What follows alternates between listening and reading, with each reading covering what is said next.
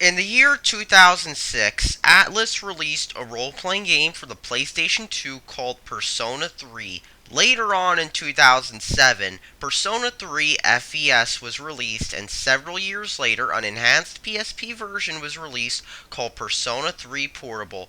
It was a spin off of the formerly obscure in the West Shin Megami Tensei series, and it ended up putting the Shin Megami Tensei series on the map for gamers, selling vastly more than older Shin Megami Tensei titles had in North America, such as Nocturne or Digital Devil Saga. Persona 4, which came out in 2008, was an even greater sales success for Atlas, and it even ended up having multiple spin offs, such as a fighting game by Arc System Works, a rhythm game, and even a crossover game between Persona 3 and Persona 4, with Etrian Odyssey's dungeon crawling gameplay. And let's not forget that Persona 3 and Persona 4 both had anime series and movies based off them.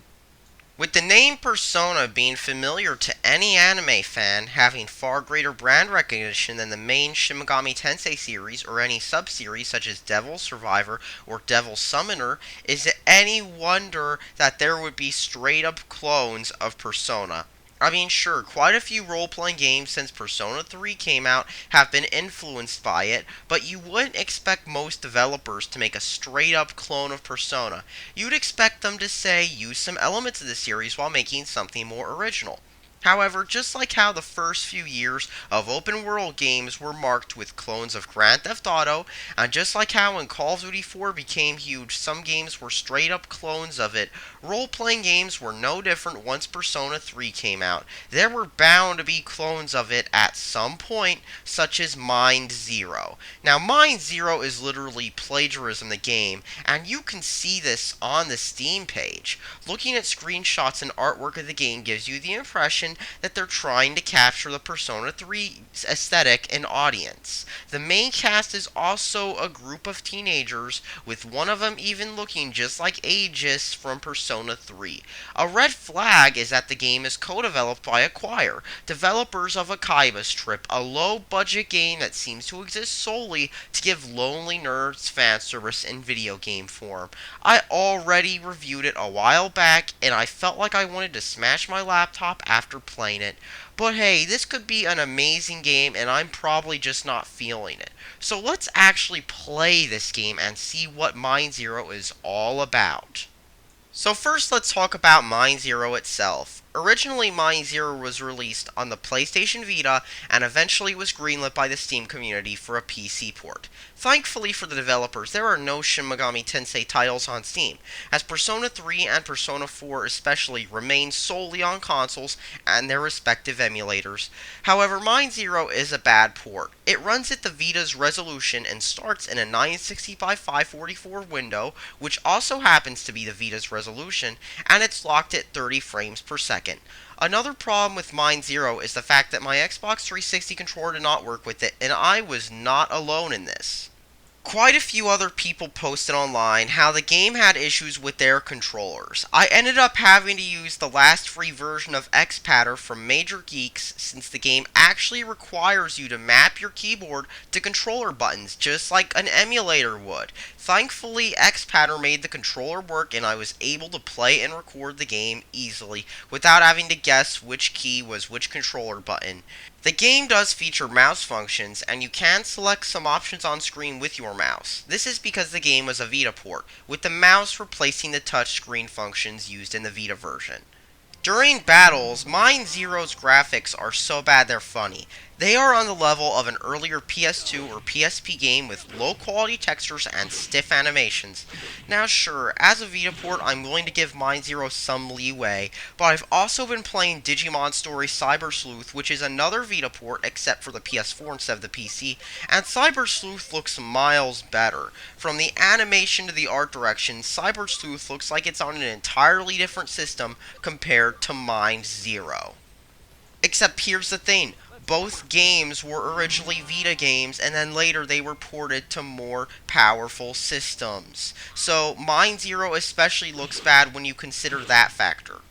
Outside of battles, the game feels like a visual novel, with still character sprites standing in front of a background even when action is happening, with a lot of action being described with text instead of actually showing it. There's even a button you can press that allows you to see what characters said earlier, just like in a visual novel. In some parts of the game, you'll see another drawn picture of the action that just stays there and doesn't animate whatsoever.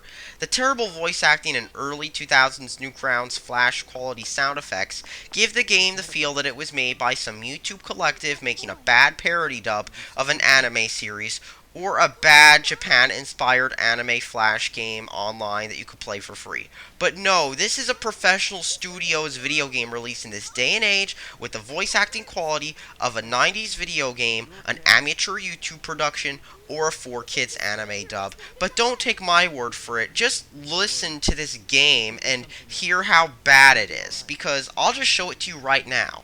Yeah, I have. Although the story I heard is that a guy with an axe comes out of it. And he takes off after whoever opened the door. And kills them.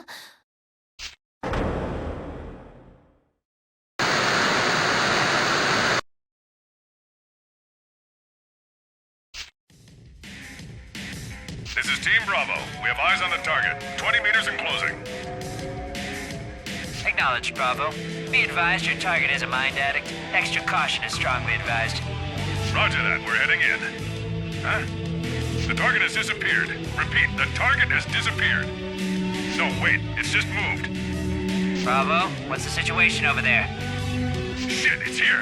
It's right here. Is this son of a bitch even human? Bravo, come in. Do you copy? Bravo, report. This is what mind does to people? I didn't think it... Ah! Bravo team, come in. What's going on over there? Bravo, report. Bravo?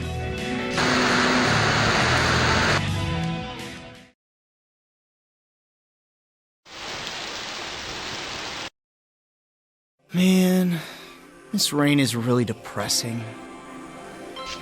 Huh? Yeah, guess so.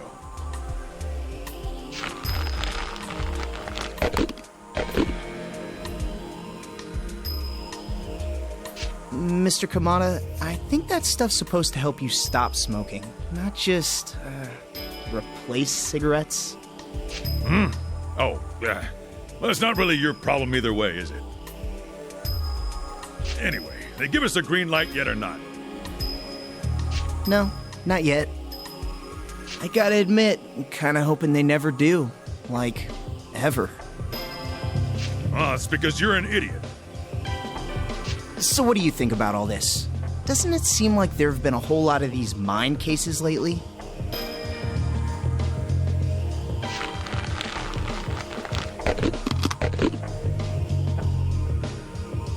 Mr. Kamada, are you listening? Yeah, sure. This mind stuff is supposed to be really awful. It gives you hallucinations, makes you violent, the list goes on. I just don't get it. Why would anyone want to do that? Why the hell would I know? We're about to catch one of these creeps, so why don't you ask him yourself? As you probably heard in the clip I showed you, the sound editing of this game doesn't seem so great either, and it seems like there's something a bit off about it. Even when characters are talking through radios, they supposedly sound crystal clear. The casting was terrible too. I mean, why would you give a teenager an extra deep voice? The worst part, however, is the writing. It gets old hearing the characters drone on and on about shit nobody cares about, with voice acting that's on the same level as Resident Evil 1. That is, unless you're wasted on tons of alcohol or on some other substance. And let's not forget that the sound effects used both in cutscenes and battle are hilariously poor quality and cut off at weird spots too, and it does this the whole game. Even the intro theme sounds heavily compressed, like a Lil Jon ringtone being blasted out of a Motorola speaker in the mid-2000s.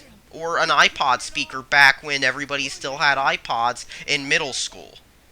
可是这怎么真的没信君の肩なぜであげようって is nothing original. Some of the main characters feel like clones of the main characters from Persona 3, and even the main concept is copied straight from Persona. You have these things you can summon which are called mines, and you summon them by using your weapon. Gee, guess what game that sounds a lot like? Oh wait, Persona 3. Even some indie games that bill themselves as spiritual successors are more original than this. I mean, even Freedom Planet is a less blatant clone of Sonic, and from what I've seen of Freedom Planet 2, they're really trying to make the characters look like anthropomorphic animals instead of Sonic fan characters. But the biggest problem with Mine Zero's story is that nothing about it was interesting whatsoever.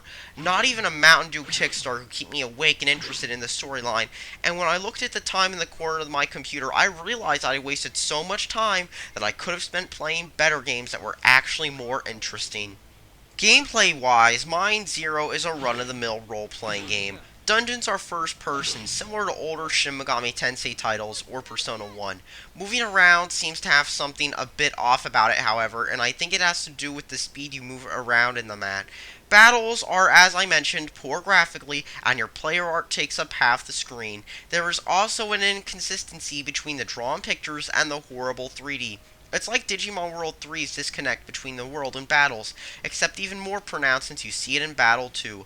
Battles are in first person and enemies attack you in a way that looks awkward due to the poor animation quality. The battle system is fairly generic, however you get burst attacks when you fill up the TP meter, which also allows you to use special attacks. The background music in Mine Zero is very meh. At best it's forgettable, while at worst it's music you hear when you're in Sears trying to buy some clothing because it's on sale again because nobody ever shops at Sears. Really, the only good thing about this game that I can say is that it isn't some poor quality waifu fanservice game where the only purpose of the game is to shove fanservice in your face. Yet despite this, the game has about as much production value as one of those waifu fanservice games. It also feels like a clone of another game instead of even something remotely original. All in all, don't buy this game. Seriously, just get the real thing instead of this half-baked excuse for a game. Plus, the game has a lack of effort showing in nearly every part of it, from the fact that it's a laughable port to the fact that it feels like a bad attempt to cash in on the Persona franchise's popularity. There is no reason to buy this game, especially when there are better role-playing games out there on both the Vita and the PC. But you know what's a shame about this game? The fact that this game not only got localized, but got a PC port as well, when there are many games that quite a few gamers likely wanted more than Mine Zero that have not only not got a PC port yet, but have also not been localized either, and yet this game got both of them, and that's a real shame. But then again, I think it's the same way for many gamers whenever they see how something like Neptunia got localized, but not that game they've been wanting for years. And that's all that needs to be said. Thanks for watching and subscribe for more. No! That's where the door is! Come on, there's no door. Ah! Leo! Oh, something's pulling me in! Whatever you do, don't let go! Hold on! Oh, my pants! They're getting pulled off! Just hang on! I've almost got you! No, they're gonna come off! Forget about your damn pants! Give me your other hand! No! No! Leo! What pulled him in? The door's closing. Chikage, you wait here. What? Oh, hell no! I'm coming with you.